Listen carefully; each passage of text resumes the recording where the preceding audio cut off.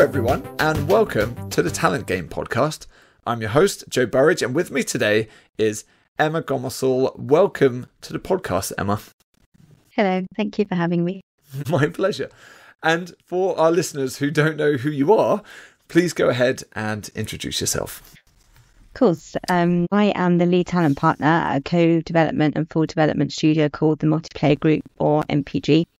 And I'm also part of our Diversity, Inclusion and Belonging Committee.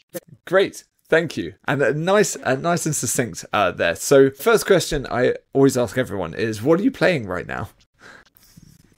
So I wish I actually had more time to play games. But the most recent game that me and my wife have just completed is It Takes Two. Yes. Oh, God, it's an amazing co-op game. And so I played Cody, she played May. And then we played it again and we swapped characters because the gameplay is entirely different. So yeah, it was like 2 games in 1. Oh, I love that. Yeah, my wife and I also completed It Takes Two. I took on the role of Cody, and that was great. You know, that was one of those games where it was published by EA but built an Unreal Engine. So my background being at Epic and EA, I was like, it was like straddled that. But yeah, there's a reason why that game won so many awards. Just best in class co-op, really. Yeah. Great choice. So, looking back through your experience coming from recruitment agencies, right, and landing in MPG, am I right in thinking it's your first experience in the games industry, or like first company you've worked at in games, right? Yes, it is. So how did you get into the games industry then? Yeah, so honest answer, I saw the posting on LinkedIn over 3.5 years ago. And I thought, I really wanted to make the pivot from agency recruitment into talent acquisition and in-house. And the games industry as a whole has been very interesting to me in terms of how the hell does a game get developed in the first place? And having an understanding of that. So I just sent my CV and the rest is pretty much history. You applied to a job that matched your skill set and there you are. Yeah. Yes. It is just as simple as that sometimes. So there you go. So you've been at MPG for over 3.5 years.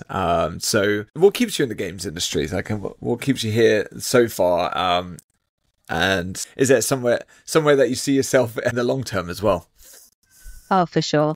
I think the games industry is it's like a hive community. And I think, there's so many amazing human beings in this space that you just learn so much from every single day. And I think that it's a very inclusive community as well. Previous recruitment agencies and clients that I had, let's just say they weren't very like that. So it was very nice to actually join an industry where it is very open-minded and you just get that real sense of community. Which I really like. Yeah, I totally agree. That's exactly why I stay in games as well. I always say I stay in games because of the people. People always assume it's because I love playing video games, and that's obviously what brought me in.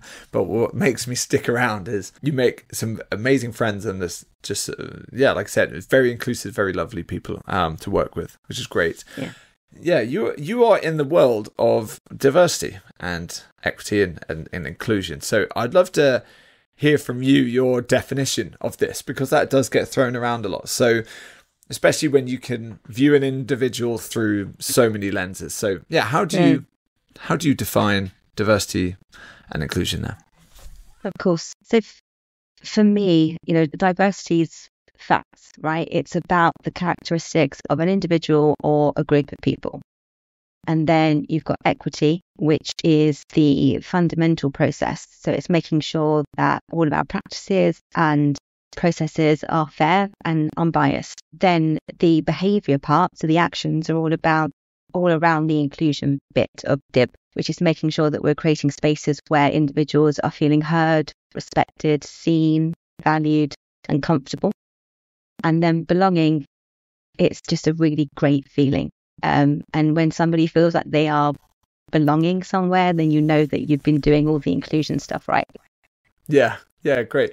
And used the term DIB there. Yes. Yes. Remind me, what does that mean?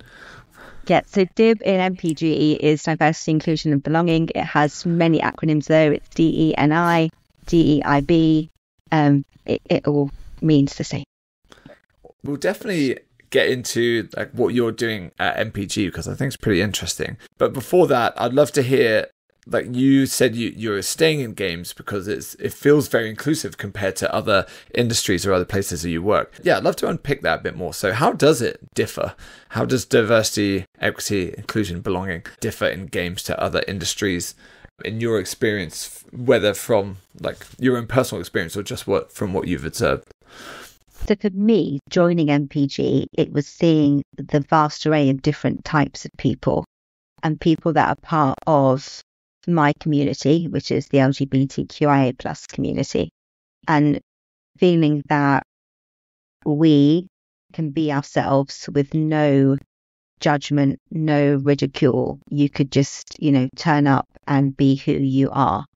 I think previously in previous jobs, I've kind of masked that side of me because I didn't want to be a butt of a joke or sexualized in that type of way, and for it to not be, a very nice thing. So I kind of hid that part of myself away.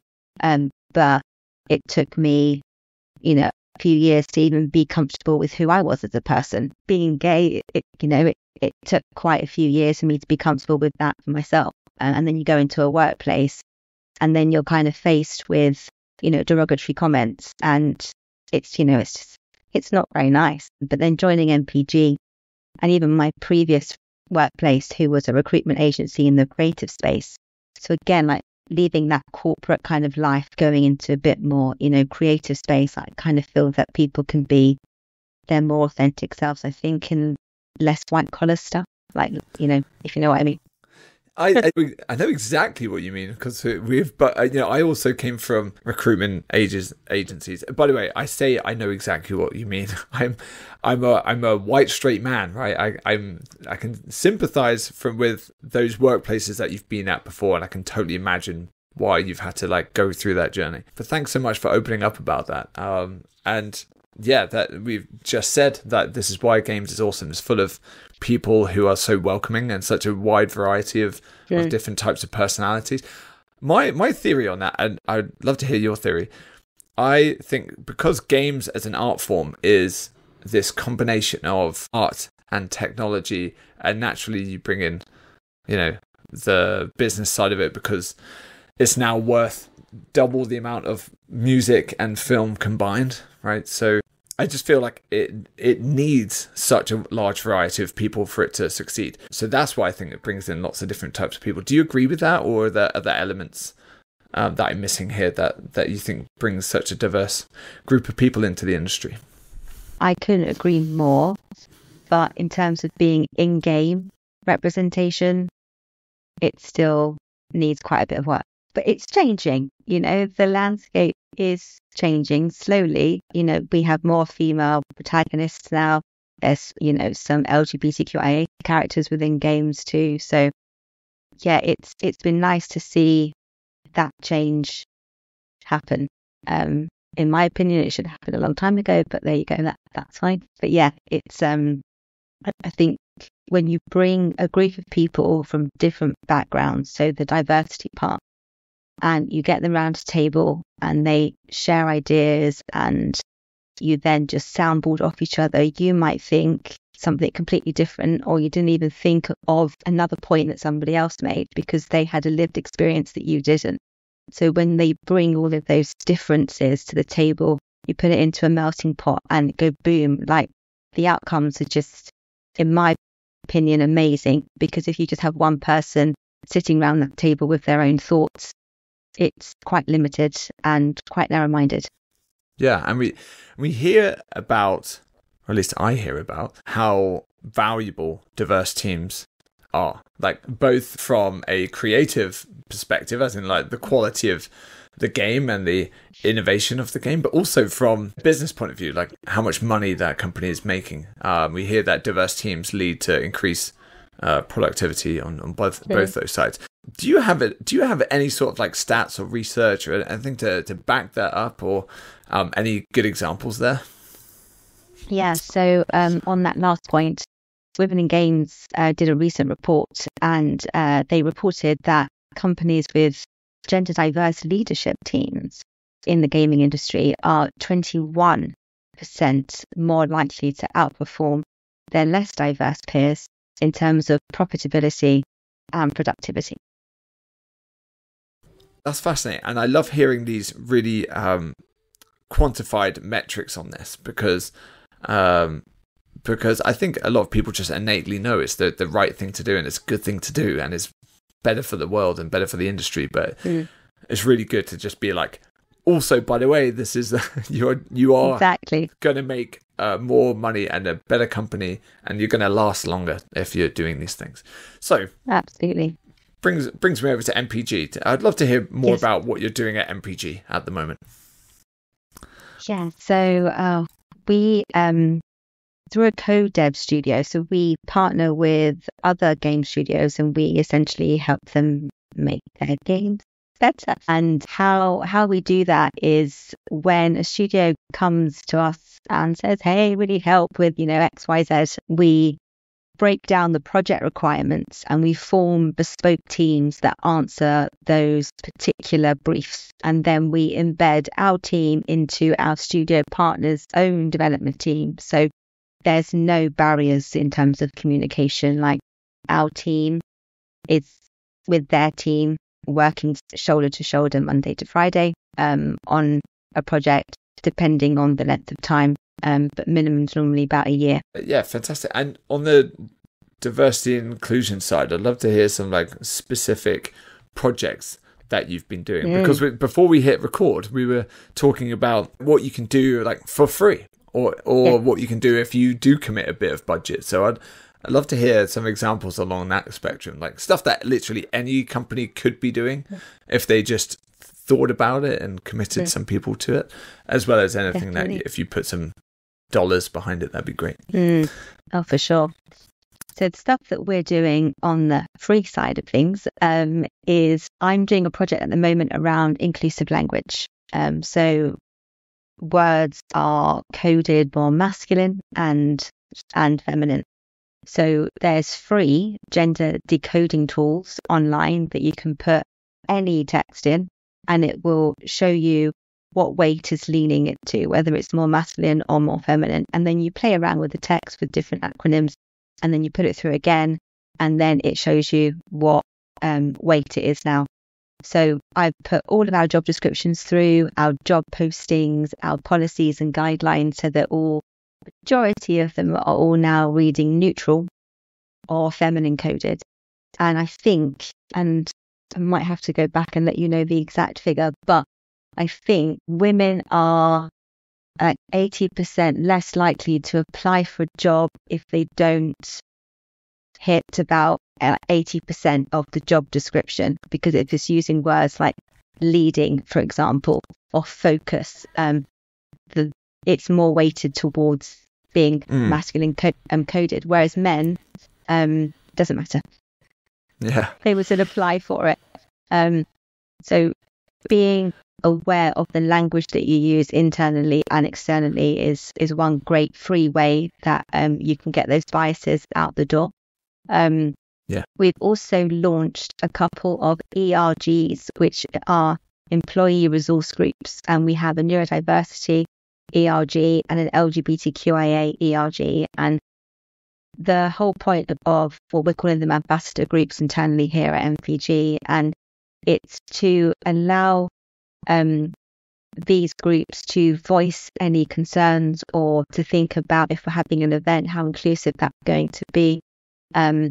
And they're there to make us more aware of what people would need, or what support they would need business-wide if they are part of those diverse groups.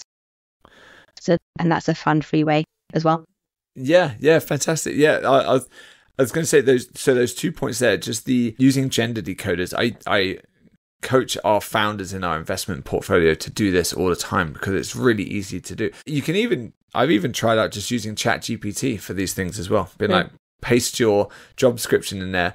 Please flag any masculine language, because the point you are getting at is that you lose nothing from men applying if it's feminine coded language, but you do increase the amount of women that have potential to apply. So that's fantastic. So a really simple bit of advice that takes like less than 2 minutes on a job ad. Yeah.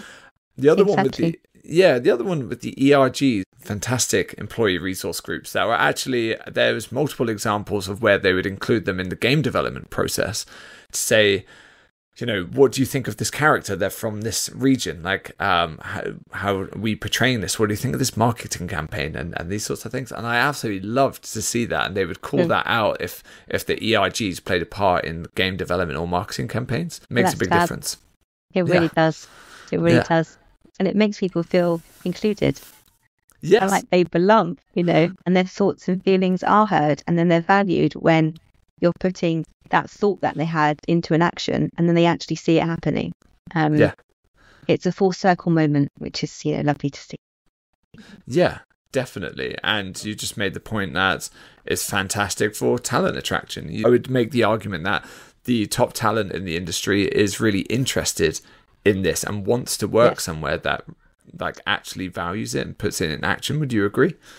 Absolutely. There's even a stat from Glassdoor that says 76% of job seekers, that's what they look for, all around diversity, inclusion, equity and belonging. And when it comes to job offers, it's a really important factor for that 76% of those job seekers. So, yeah.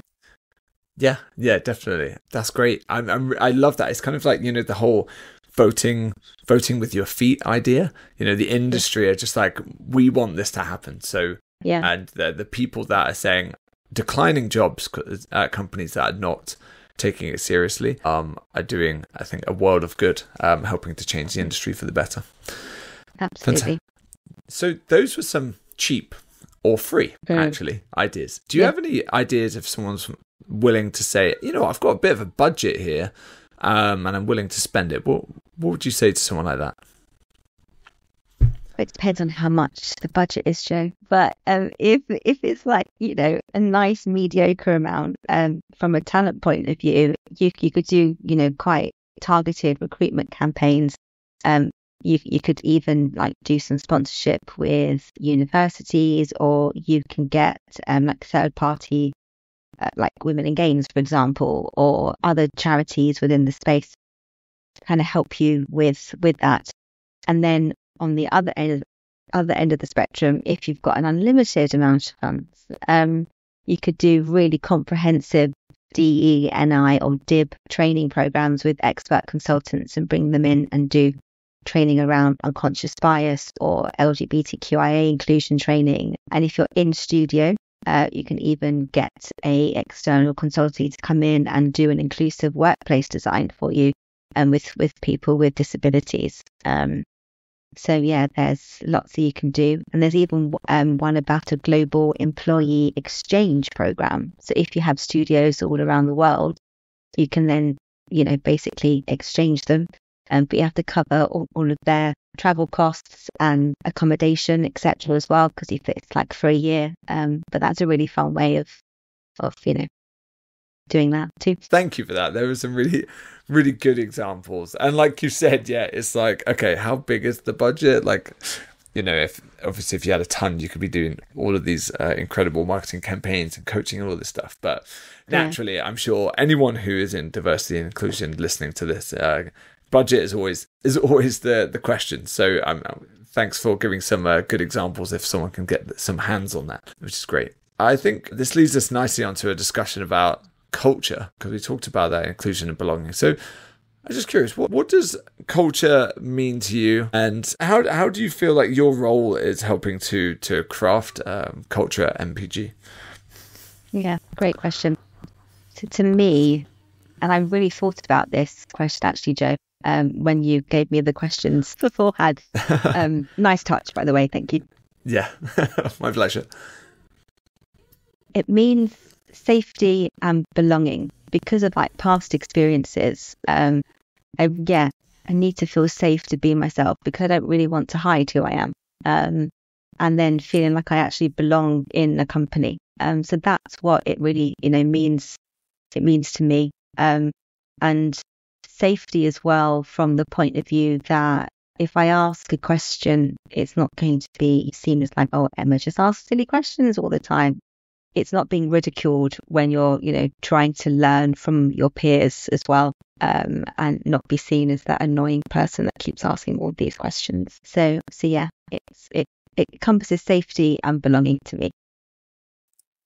Yeah, fantastic. And I would also agree, because you just think, again, going back to like this bottom line, companies need to make money and all that sort of thing. If you have a company full of people who aren't spending extra brain power on masking themselves or just pretending to be someone they're not in their workplace, they can just like remove that anxiety and just get stuff done. It's like they can just be themselves, get stuff done. Like, that is so powerful. Employee retention, when you have, a team that feel like they belong and that they're heard and that they're seen, it's so high because they don't want to leave and they're more productive, which means that your bottom line is getting bigger and bigger and bigger and bigger.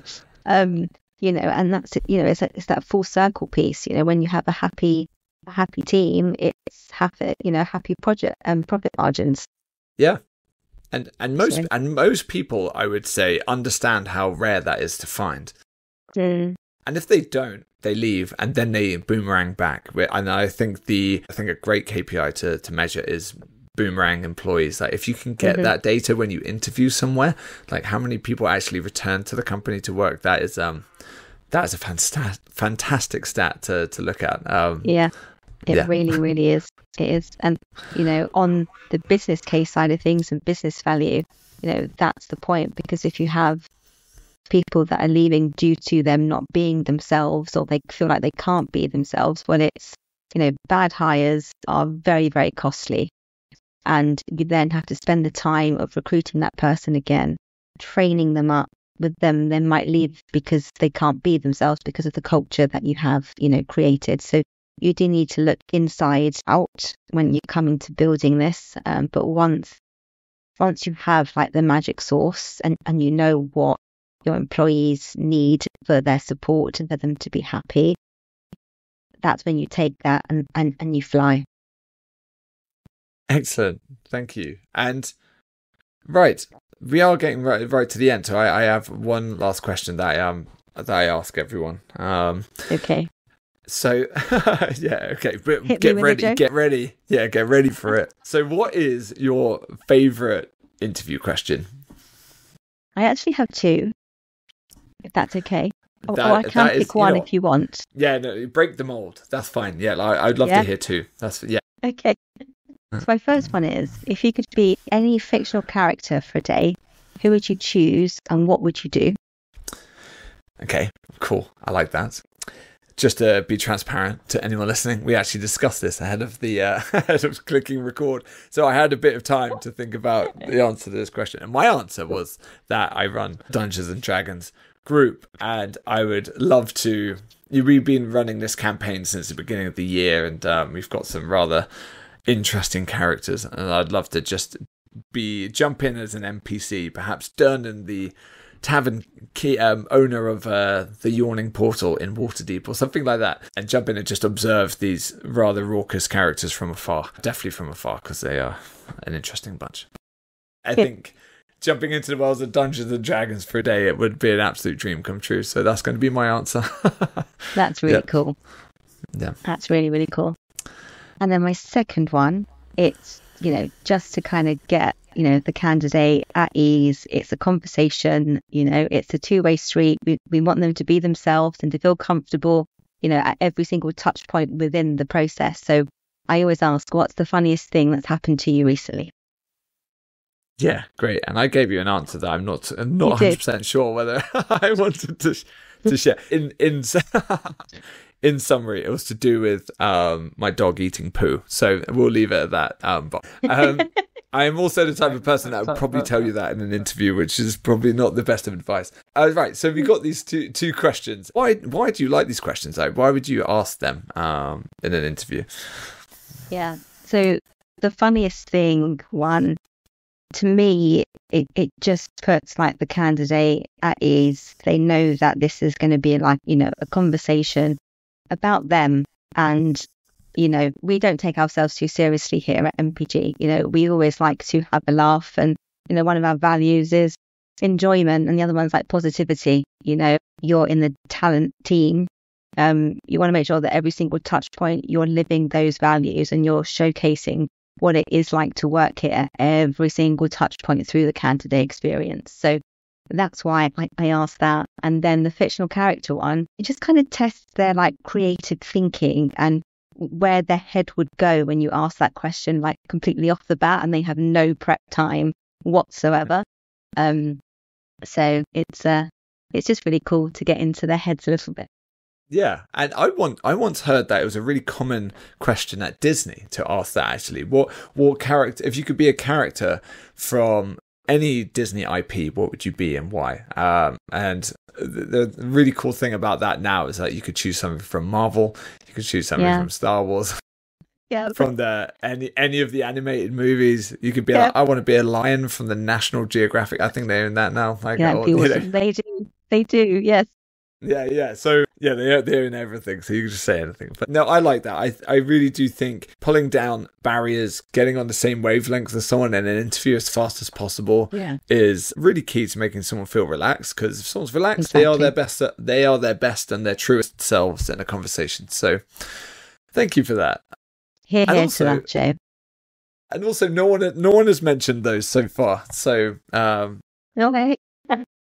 Well, Emma, I've really enjoyed this call. I've loved that you've come with some really actionable points and some quantified points on the value of diversity and inclusion. So if it's not to make your team more productive or more creative or to make more money, then it's to, at least you can then do the right thing and make people feel belong and give them a good life in work. And also that attract some of the best people too, use it as a talent strategy. So many massive benefits from that. So thanks for walking us through it. I say us, I'm just myself here, but you're very welcome. Anyone else listening? Anytime. Yeah. But thank you so much. I really appreciate it. Thanks for coming on the podcast. Well, it's a pleasure. Thank you so much for having me, Joe.